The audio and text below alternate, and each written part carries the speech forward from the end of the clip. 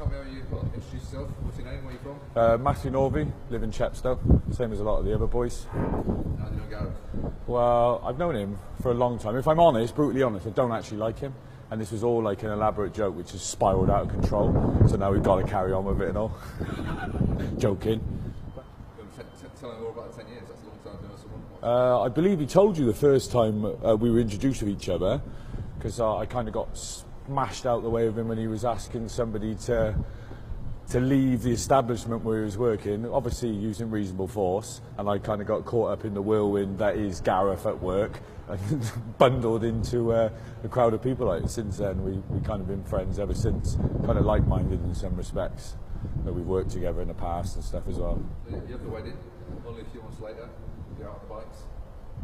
Yeah, well, we went out for a ride. Gareth had passed his test like a year previous. I'd been riding a few years before him. Very few times we've been out for a ride with a lot of people, commitments and stuff. And then end of May, we went out, and obviously that's when the accident occurred. What can you say about what happened then? Other than it being absolutely tragic, it was just a horrible experience. You know, no one wants to pull up and find their best mate dying on the side of the road, like, you know, which is what was the case. He shouldn't even be here, really. They was calling him the Miracle Man in the Gwent. You know, I don't know how much of you know of it, but he fucking died twice. You know, when I pulled up on the scene, he mentioned a few things about the obvious injuries that he had, and he was trying to drag himself up on a fucking post and rail fence with a broken back and shattered ribs. So just to sum up what sort of a guy he is, he's a strong character, to say the least. 3 weeks in coma.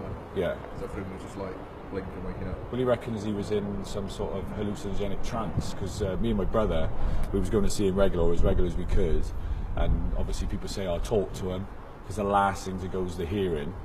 And there's like a long-standing joke with my little brother. We call him Chinese because he looked. We don't mean to be racist by this at all, but he looked slightly Oriental. So as we were walking into the hospital, first thing Dan would say, "Does anyone order a Chinese?" It's like a little joke. When he come, and obviously I was chatting to him, saying bits and bobs. When he come round, he reckons that he was in a hospital bed, but like in the back of a Chinese restaurant, as you'd imagine in Chinatown in London. And he reckons he was just hallucinating, trapped in the back of this Chinese restaurant. So he's out for 3 weeks, but you're going up there all the time. Well, yeah, we were going up on in the real world. Sorry? What's happening in the real world at that time? It's just everyone's mortified. It's a massive shock, isn't it? You know, me and my brother have classed Gareth as like our older brother, as family, if you think. So you imagine if something happened to one of your direct family members, and it was still touch and go for a little bit as well. Plus he got ill whilst he was in there, and it was, excuse my language, but it was fucking horrible, like horrible situation. I wouldn't wish it upon my worst enemy. And I've got a lot of enemies. So he comes round. Comes round. Happy days to a point. And then someone has an idea to do a fight to raise some money. Who's that? I originally came up with the idea. I just thought it'd be something that he'd like, and for want of not sounding like a dickhead, violence sells. So I knew that people would want to come and see it. Like, obviously I didn't organise it all on my own. I had a lot of people like help me, etc. How's it been organising the fight? Well, like I said, I've had a few people help me. The idea, it sounds like it'd be easy, but if the people hadn't have been helping me that haven't, I don't think it would have happened. Like Lisa Dimmock, she's helped out massively. Martin Lewis has helped out a lot. There's Luke Vaughan's helped out as well regarding tickets and stuff. There was a few people that couldn't be involved in the show, as I explained, so that caused some dramas. And we've got Lee Churcher, who's doing the promotion side of it. He owns a company called Lights Out Promotion. So not only is it stressful to organise, but if you'd imagine people have got their own lives and jobs to do as well, I'm just really grateful that they stepped up to help out, because I personally don't think I would have done it on my own. I'm not the brightest of sparks anyway. Anything else you want to say to anybody?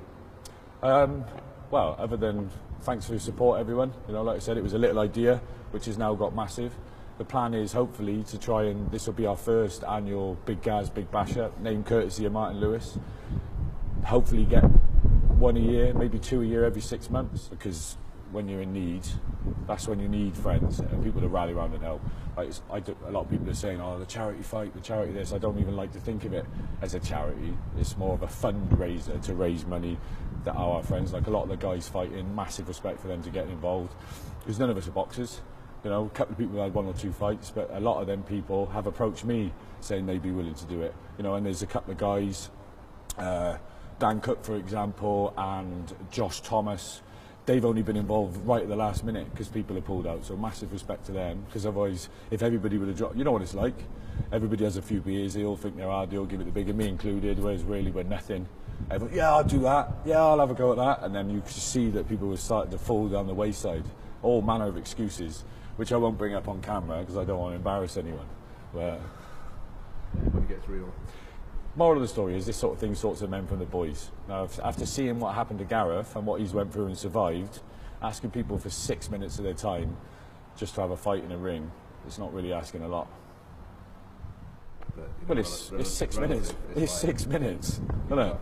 I take a dump longer than 6 minutes in the morning. Like, do you know what? It's literally like, especially if I got Wi-Fi, you know, there's no excuse, is there?